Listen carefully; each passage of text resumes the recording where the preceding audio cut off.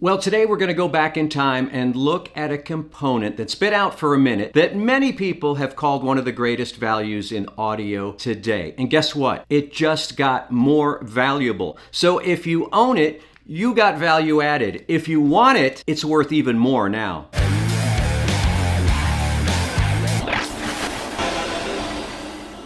Hi, I'm Bob, and you, my friends, are back in the United States of analog, the United States of digital, the United States of audio, the United States of awesome, whatever you want to call it. I don't care anymore. I can't be contained. I should have thought more about it a year and a half ago when I titled this channel, but it is what it is. So let's keep it going, do all that stuff that you do and help this channel grow, because I'm here for you. And remember, I'm not above you.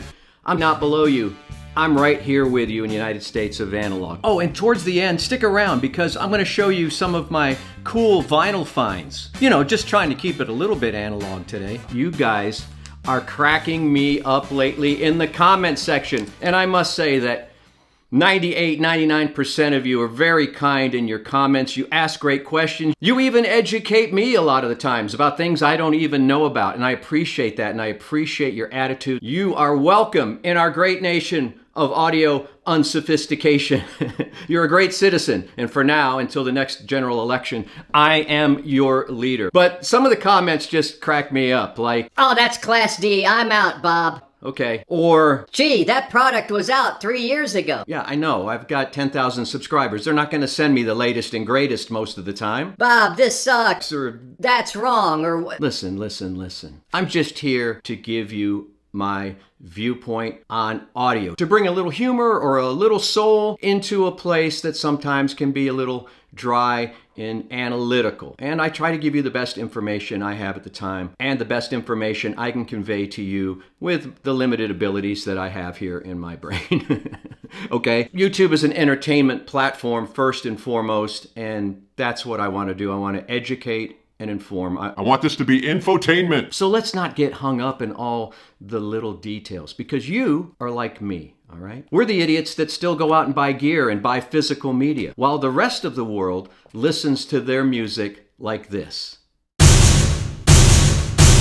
Yeah, we think we have a better way. I think we have a better way. The healing properties of music. We want to uncover as many layers to the music, as many flavors to the sound as we can. We are alike. All right, today we're going to look back at this. The WiiM Amp. Remember this? This has been out for a hot minute, but it's still very popular. Now, when it was first released, people were falling all over themselves. The reviewers and myself were just going nuts over the WiiM Amp. We'd never seen anything like this. It looked like a Mac Mini, and it did so many things. Yeah, it could have used some more inputs and things, but overall, for $300, this component was a real superstar. And you know what? I got out my inflation calculator and I figured out that if this device was available when I was a freshman in college, it would have been under $50. Can you imagine when you were a young audiophile, if you could have a component that had this much power, this much firepower? Man, you would have gone crazy. You would have been the envy of all your friends. Well, especially because it's kind of digital and unlike anything else. They would have thought you were some kind of wizard. Yeah, it's still a very viable product. And I got criticized a little bit in a few of the comments because, oh, Bob, you know, it didn't spec out this way, and the frequency response, and oh, the chip is, you know, hot trash. I don't think I said anything more than it was a great value. If $300 is what you have for an all-in-one amp, then get the WiiM Amp. Simple as that. It's not gonna let you down, and you can graduate from there once you get a little more cash, a little more jingle jangle in your pocket. If you want something more, then go for the great Evo 150 from Cambridge Audio, which I showed you in my last video. They do the same thing to varying degrees. Of course, the Cambridge Audio is gonna have a higher degree of sound quality and more customer satisfaction maybe than owning the WiiM, but this is a great jumping in point. All right, quickly, for those of you that don't know, the WiiM Amp is 60 watts times 2 into 8. It has a 3255 Ti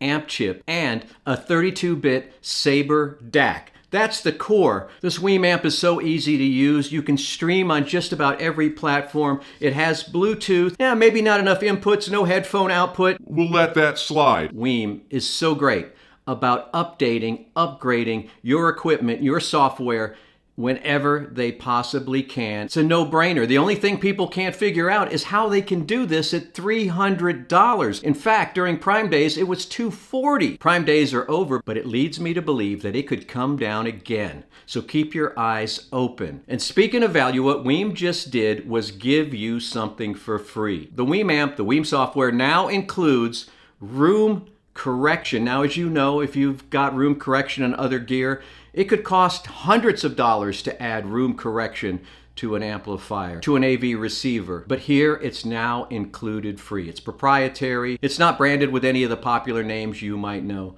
but it's here and it works. And it's going to take you about 30 seconds to maybe a minute tops to run the brief room correction for any speakers that you have. You can actually save the settings for any speakers on the app, and you can see all of the, improvements right in a parametric EQ that you can further adjust to your liking. I mean, this is so cool, and it's something that I don't think anybody expected. They rolled it out slowly, and when I plugged my WiiM Amp back in a few days ago, there it was, for free. Boom! Nice, handy, helpful, free. But let's be clear, this is not the be-all or end-all to room correction. I'm not big on room correction anyway. If it's included, I'll use it. But this is important to many of you, and I get it. Now, the reason I say it's not the be-all and end-all is because it uses the microphone on your phone. And I've heard and I've read the microphone in your phone, which probably costs, pennies, is good, but probably not as good as a standalone microphone. So I think a lot of the benefits that I was hearing with this room equalization was more in the mid-range, the upper mid-range, some of the lower mid-range. The benefits I experienced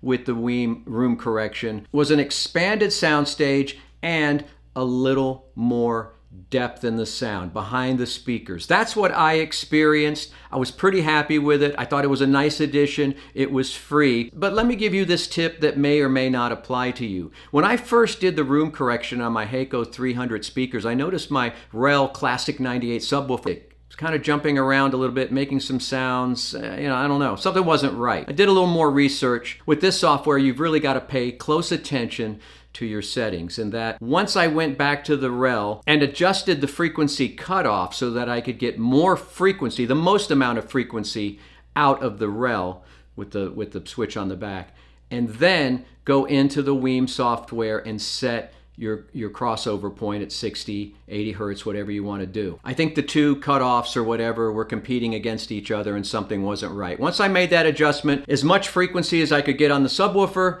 and then set to 60, 80, whatever cutoff point you prefer, then things got a little more in harmony. So that's just a small tip for you. There's much more you can read about the WiiM room correction online, but it's all going to depend on your equipment, your ears, your subwoofer, the settings. Oh, and the WiiM is for active subwoofers. I should have mentioned that at the top. And while I've got you here, let me show you a couple cool LPs I picked up when I was bin diving at my local independent record store, Piranha Records, in Round Rock, Texas. This is not a paid sponsorship. Look at this. Come on. Are you kidding me? Are you kidding me with this? This was in the bin. It was near mint, in the shrink. Sure, it's a cutout, but a first press of the Bar-Kays' first record on Stax Volt. This thing sounds amazing. Steve Cropper, Donald Duck Dunn, the whole Stax Volt gang on this, and I am so happy. And look at that price tag on there. That's legit. What does that say? 87 cents. Oh man, do I long for the good old days. And speaking of the good old days, check this out. I know you've never seen this. Is this a Peter Max cover? And look at this, 44 cents. Yeah, that's not what I paid for it. I paid about 15, but this also in the shrink, another cutout from the mid-60s like the Bar-Kays record. Blood, Sweat, and Brass. The hits of the day, the hits of the mid-60s as performed by the Phoenix Authority. And upon further inspection on the back, I saw a name that I think I recognized. Kenneth Burrell. Kenny Burrell plays guitar with the Phoenix Authority. This is so hip and such a cool vibe. So cool for parties. Two great mid-60s finds in the shrink, near mint. Man, that was my lucky day. So that's it. I just wanted to bring you the news that the WiiM app has free room correction. What are you getting free these days? Nothing. No one's giving you anything for nothing. So that's it. Thank you for being here in the United States of analog, or whatever you want to call it. We'll see you next time. Oh, the geniuses at YouTube got out their pocket calculators and figured out what you want to watch next. And it's right here. Minutes of quality entertainment can be yours if you just stick around and click it. Click it like you mean it right now. Click.